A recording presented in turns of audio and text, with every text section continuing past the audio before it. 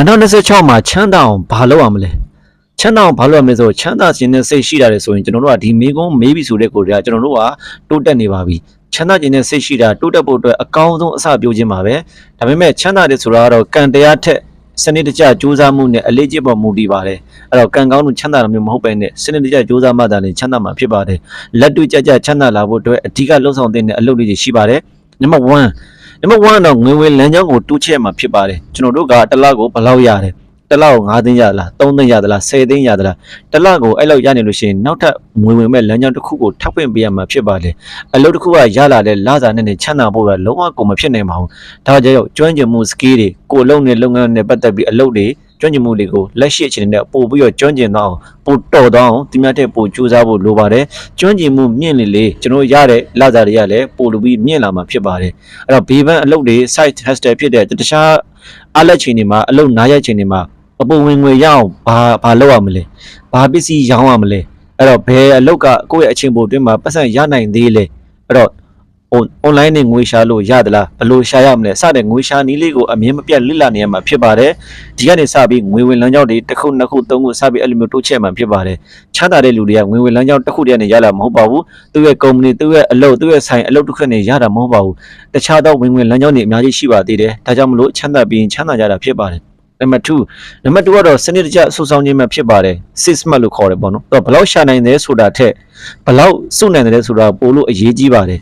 ဘယ်လောက်ရှာနိုင်တယ်ဆိုတာတဲ့ဘယ်လောက်ကြံတယ်လဲပေါ့ဘယ်လောက်ကြံတယ်လဲသူဆိုတာဘယ်လောက်ကြံနေသေးလဲဆိုတာပိုရေးကြီးတယ်50%ရာခိုင်နှုန်း30%ရာခိုင်နှုန်း20%ရာခိုင်နှုန်းရူးရီနဲ့ရသမျှငွေရဲ့50%ရာခိုင်နှုန်းကိုအခြေခံလိုအပ်ချက်တွေအတွက်သုံးမယ်30%ရာခိုင်နှုန်းကိုတော့အပျော်ပါးနဲ့ကျွန်တော်တွေ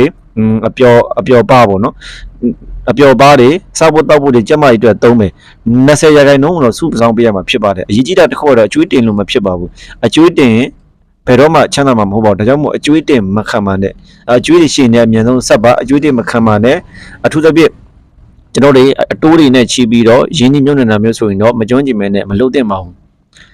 ဒါနံပါတ်2နံပါတ်3ကတော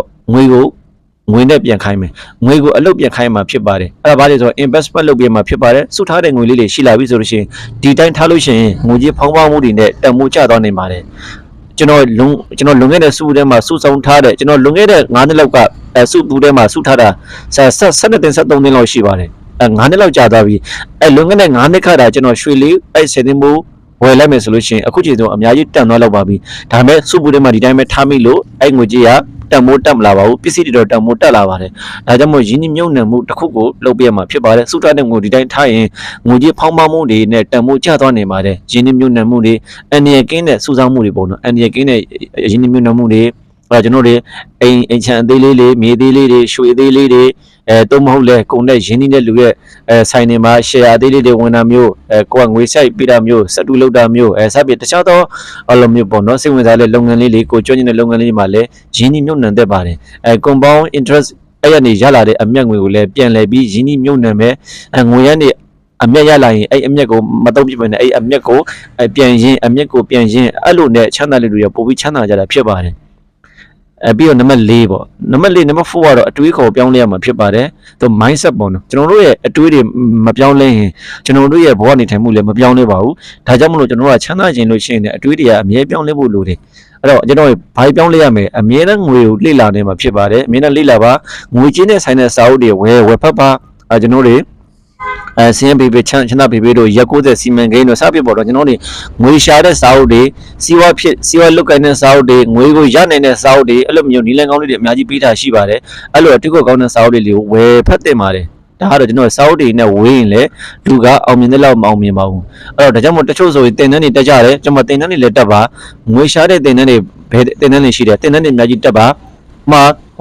online ငွေရှာနေတော့ Facebook ငွေရှာနေတော့ YouTube ငွေရှာနေတော့စပြီးအဲ့တော့ video editing နဲ့လုပ်ပြီးငွေရှာနေတော့အများကြီးပဲတင်တန်းနေရှိပါတယ်အဲ့ဒါဒီဟာမျိုးလေးလည်းတက်ထားသင့်ပါတယ်ဒီဟာမျိုးတွေကကျွန်တော်တို့ဝင်ငွေရဖို့အတွက်ကျွန်တော်တို့ပညာချက်တွေပဲဖြစ်ပါတယ်အဲ့တော့ကျွန်တော်တို့ပုံနေဆက်ဆံရေးလဲကိုယ့်တက်တော်တဲ့လူတွေကိုယ့်တက်အောင်မြင်နေတဲ့လူတွေကိုစိတ်ဝင်စားတဲ့နေပင်မှာကိုယ်သဘောကျတဲ့နေပင်မှာအောင်မြင်တဲ့လူတွေနဲ့အဲ့သူတို့ရဲ့အကြောင်းတွေအမြင်နဲ့လေ့လာမယ်သူတို့တွေဘယ်လိုစူးစမ်းနေတယ်သူတို့တွေဘာတွေလုပ်နေလဲဆိုတာလေးလည်းကျွန်တော်တို့ကကျွန်တော်လေ့လာကျွန်တော်ချင်းနှီးဖို့လိုတယ်သူတို့နဲ့ရင်းနှီးအောင်လုပ်ဖို့လိုတယ်အဲ့တော့နောက်ချက်ကစိတ်ရှိရမယ်အဲ့တော့ချမ်းသာတဲ့နီးတွေကိုတကယ်တမ်း တကယ်တော့ချမ်းသာတယ်ဆိုတာချက်ချင်းပေါ့နော်ချက်ချင်းဘုံတိုင်းဆိုချမ်းသာတာမျိုးမဟုတ်ပါဘူးအဲ့တော့စနစ်တကျဖြည်းဖြည်းချင်းမှန်မှန်ချင်းတိဆောက်သွားတာ step by step သွားတာနည်းနည်းချင်းပေါ့နော်အဲ့တော့ကျွန်တော်1000 1000 သိန်း1000စပင်ငွေတွေကအဲ့လိုအမျိုးနည်းနည်းချင်းနဲ့ကိုယ့်စီမှာရလောင်လော့တယ်ပါရောက်ဘုံတိုင်းဆိုပြီးတော့အဲ့လိုငွေလေးရလာမဟုတ်ပါဘူးအဲ့လိုရလာလို့ရှိရင်လည်းလောင်ကစားကြောက်ရလာပဲဖြစ်မှာပါတေချာတယ်90ရာခိုင်နှုန်းကမွဲဖို့တေချာနေပါပြီဒါကြောင့်လောင်ကစားလည်းမလုပ်ဖို့ကလည်းပြောချင်ပါတယ်အရေးကြီးဆုံးချက်ကဝင်ငွေထက်3စိတ်ကအမြဲနည်းနေမှုလိုပါတယ်အဲ့တော့ဝင်ငွေရတော့နေပြီး3စိတ်ကများနေတော့တေချာပါတယ်တစ်သက်လုံးချမ်းသာမှာမဟုတ်ပါဘူးဒါကြောင့်မို့ကျွန်တော်တို့ကဝင်ငွေများနဲ့ဖက်ငွေနည်းနည်းဖြစ်အောင်သုံးဖို့လိုပါတယ်အသုံးစည်းတရားလဲလိုအပ်တဲ့ပစ္စည်းကိုပဲသုံးမယ်မလိုအပ်တာကိုမသုံးသင့်ပါဘူးအဲ့တော့ကျွန်တော်တွေပစ္စည်းတစ်ခုဝယ်တော့မယ်သုံးတော့မယ်ဆိုလို့ရှိရင်နှစ်ခါသုံးခါလောက်စဉ်းစားကျွန်တော်ဆိုရင်ပစ္စည်းတစ်ခုဝယ်တော့မယ်ဖုန်းတစ်လုံးဝယ်မယ်ဖုန်းတစ်လုံးဝယ်တော့မယ်ဆိုကျွန်တော်3လခါစဉ်းစားတယ်ဖုန်းကတကယ်လုံးနေပြီလားအော်မလိုသေးပါဘူးကွာသုံးရပါသေးတယ်73တယ်နောက်တစ်လကြာတစ်ခါပြန်မိတယ်တကယ်လုံးနေပြီလားသုံးလို့ရသေးတယ်ဒီကလည်းအဆင်ပြေနေသေးတယ်အော်နောက်တစ်ခါတကယ်လို့ပြီးလားပြန်မိတယ်သုံးရတော့ဘူး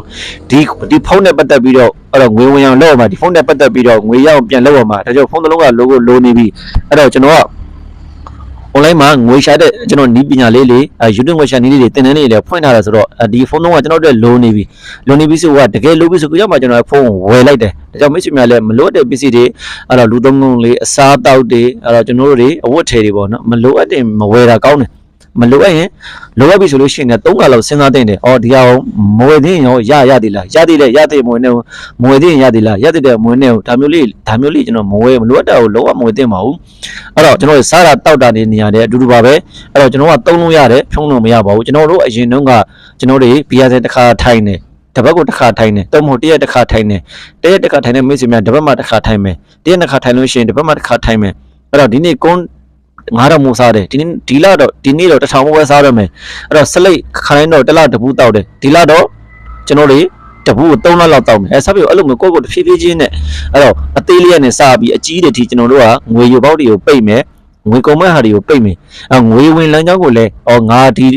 ငါလက်ကုန်လို့ရှိရင်ငါလာတာရမှာငါနားရရက်တွေမှာငါဘာလောက်ရကောင်းမလဲနားရက်တွေမှာဘာပစ္စည်းရောက်ရကောင်းမလဲနောက်တော့ဝင်ငွေရအောင်ဘာလေးထပ်လို့ရမလဲဆိုတော့အမြဲတမ်းစဉ်းစားနေရမှာဖြစ်ပါတယ်ဝင်ငွေကိုလည်းစုဆောင်းတတ်ဖို့လိုတယ်စုဆောင်းတတ်တဲ့ငွေလေးကိုလည်းပွားလာအောင် invest လုပ်တတ်ဖို့လိုတယ်ဒါကတော့ကျွန်တော်ချမ်းသာဖို့အတွက်အဓိကအခြေခံအုတ်မြစ်ချတဲ့နည်းလမ်းလေးပဲဖြစ်ပါတယ်ကျွန်တော်နောက်ပြီးတော့မှာတော့ဝင်ငွေအရင်ဒီဘလောက်ကိုဘာစီးပွားရေးလုပ်လို့ရမယ်ဆိုတာကိုနောက်ပြီးတော့မှဆက်လက်ပြီးမြင်အောင်ပေးပါဦးမယ်အားလုံး YouTube မှာလည်းဗျ channel တန်နဲ့ like ဆွဲနေပြီးအားပေးကြပါအောင်